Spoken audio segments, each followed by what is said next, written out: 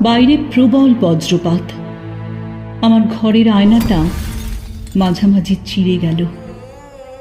প্রতিদিন নির্জনে যে আয়নায় আমি খুলে দিতাম আমার হাসি, ধীরে ধীরে মায়া জড়িয়ে যে আয়না আলপনা আঁকত আমার শরীরে, আমার যৌবনে, যে আয়নায় সমর্পণ করতাম আমার আদর, সে হঠাৎ ভেঙে গেল।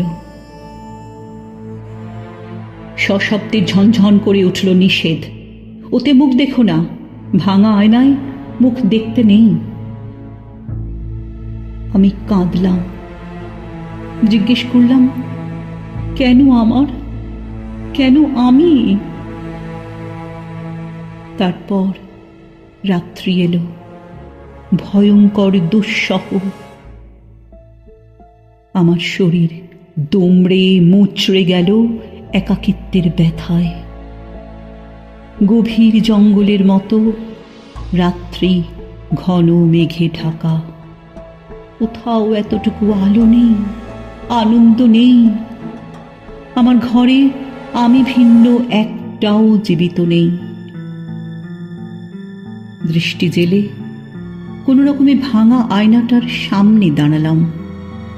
বিস্মিত হলাম, দুই দিকে দুই আমি, আমার পাশে আমি, মধ্যে তীরে নদী।